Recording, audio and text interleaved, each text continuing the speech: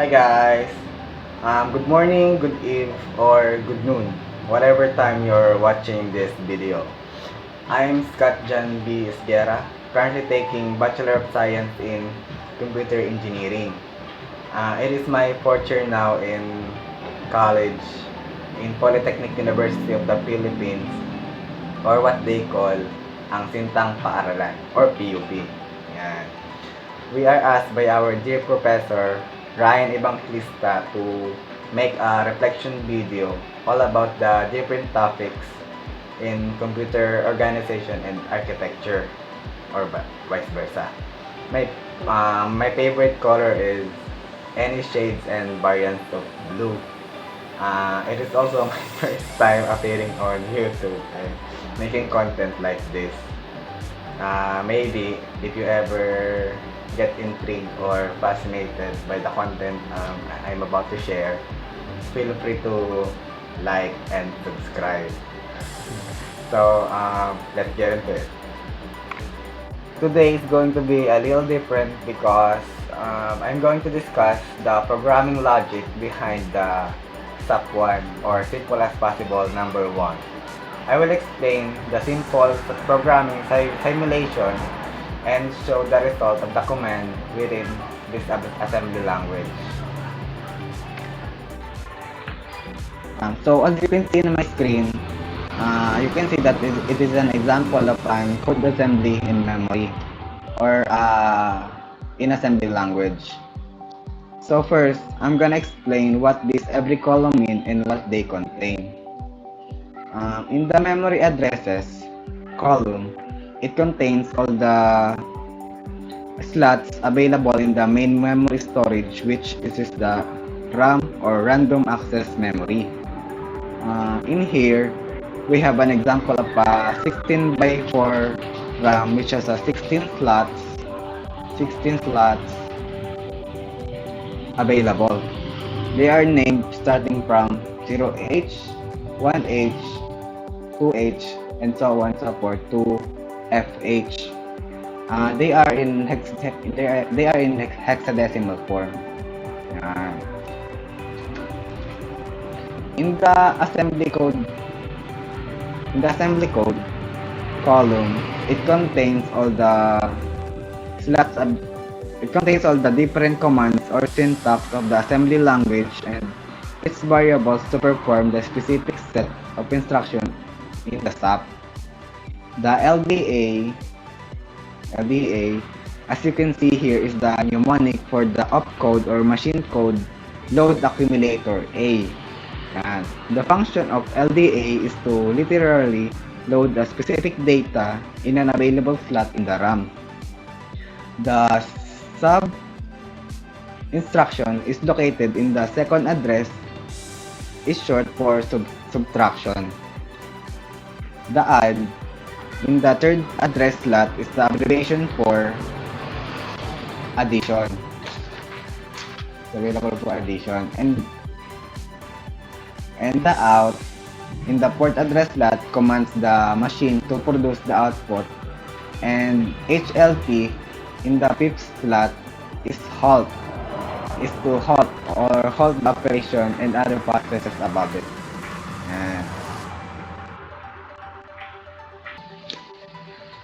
And in the machine code naman po, in this section, each of the 4-digit numbers here, let's make it draw. Ayan.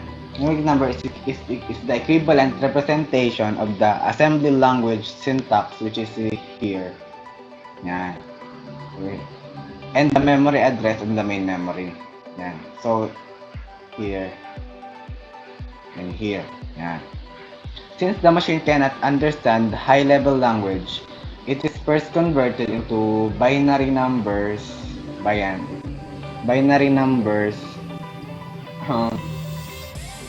to be able for the machine to read the commands and other instructions portrayed by the assembly language, which is an example here. So let's erase first na.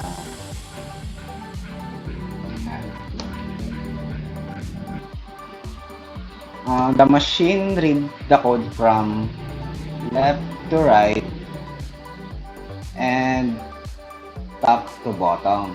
Yan. So let's first take a look at the first row in the main memory address column, which is here. Yan.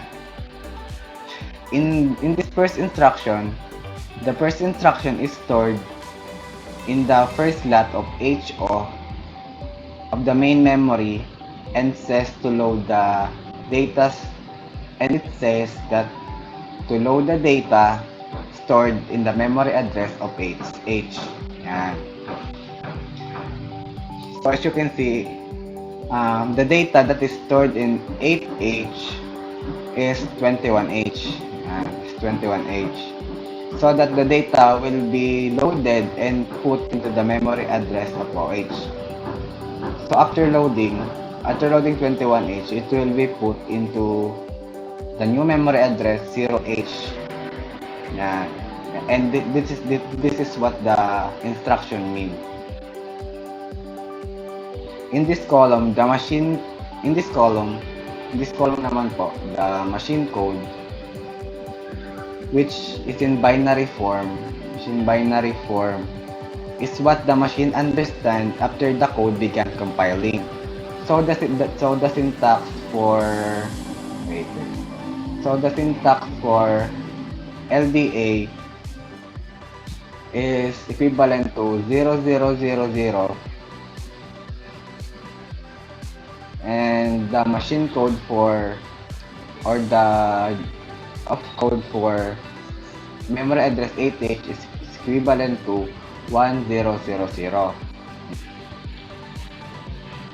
In the second instruction naman po, the memory address 1H contains the instruction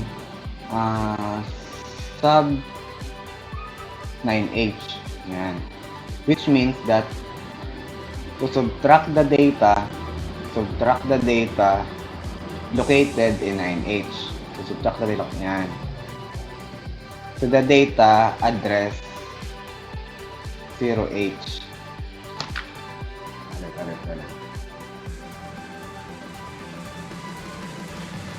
Yan, to the data address 0H. Yan. 0010 is the representation or the machine code for sub syntax, and 0001 and 10001 is the machine code for the memory address 9H.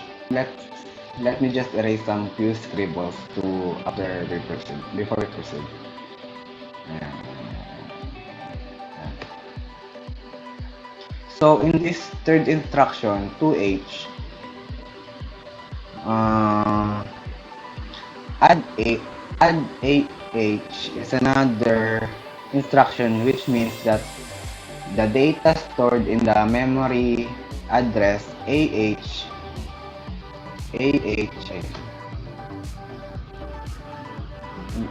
memory address AH, which is 01H, 0AH, I mean, rather, 0AH must be added to the output of 8H minus 9H. So here it is, the output of this. Wait.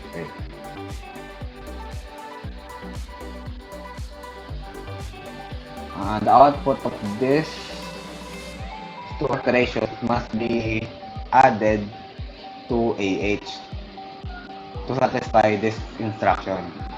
Ayan. So the machine code for add is 0001, and for AH it is 1011. Ayan. In the fourth slot of the main memory, which is in here, the memory address 3H contains the instruction out. Yan, out. This syntax only means to display the output above the operation in a monitor that we can see. So the machine code for out is 1110, and since there is no address beside the syntax, the machine code would be leave at blank or just put 4x in there. Yan. So after producing an output, and if there are no other instructions,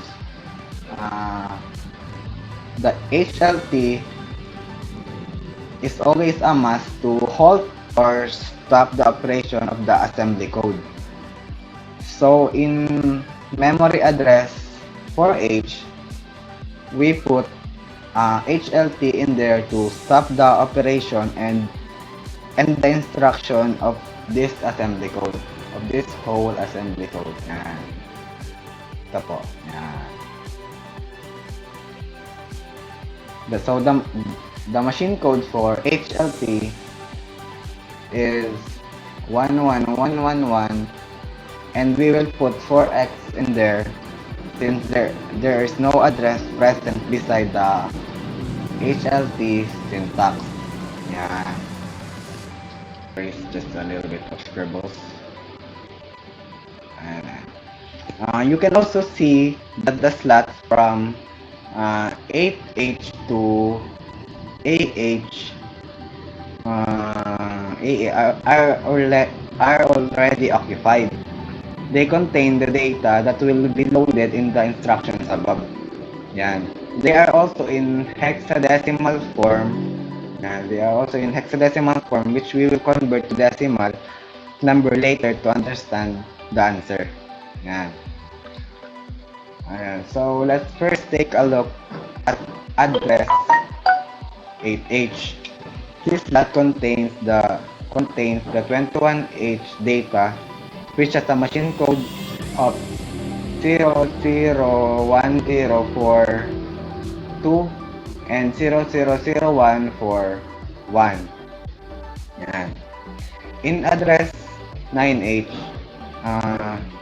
it contains 02H, which has a machine code of 0000 for 0 and 0001 for 2, or 00010 rather. Yan.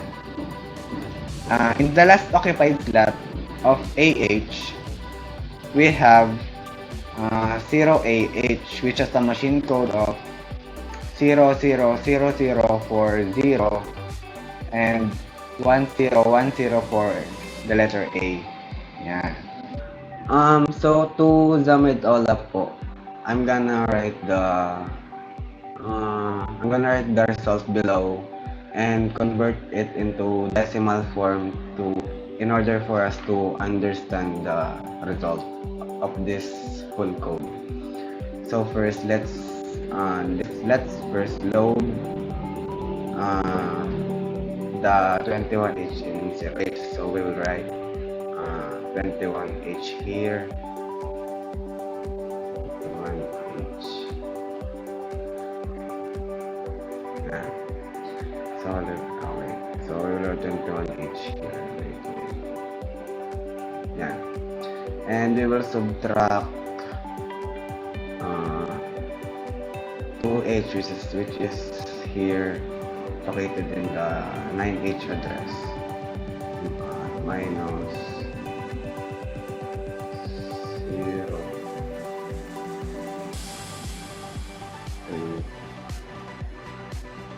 H. And we will add the result of this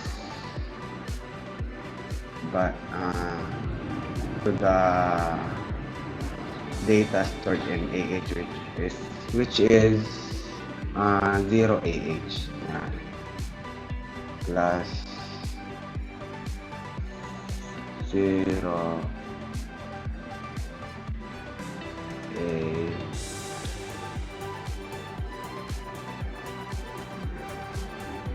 H niya. Sorry for the wrong for my writing. And so as you can see here, it is the whole operation of the code. So let's now convert po the each of these hexadecimal numbers into its respective decimal form. So 21/8 is equivalent to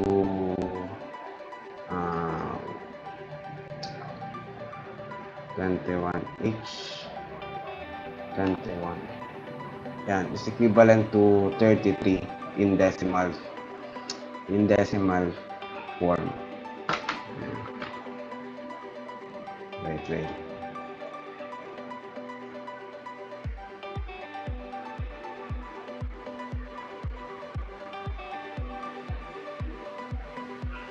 Yeah, 33. So minus it is 0 to 8, which means it's just number 2. Minus 2 plus 0AH. And if we convert 0AH into decimal, it will be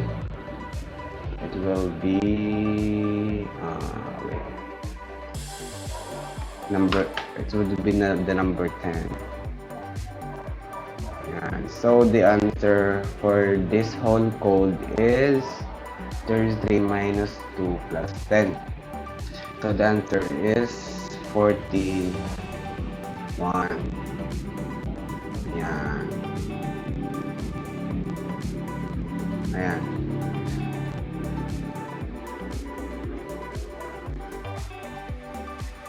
So 41 would be the result of this full assembly code. Ayan. So that is it, guys. Thank you for being with me until the end. I hope you learned something in my talk, and be sure to hit the like button and subscribe. Bye, guys. See you in the next one.